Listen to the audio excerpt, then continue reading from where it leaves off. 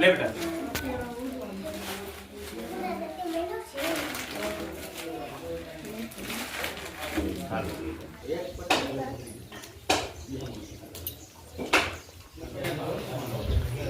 જો એકવાર નજારો એકદમ મસ્તીનો વ્યૂ આવે છે.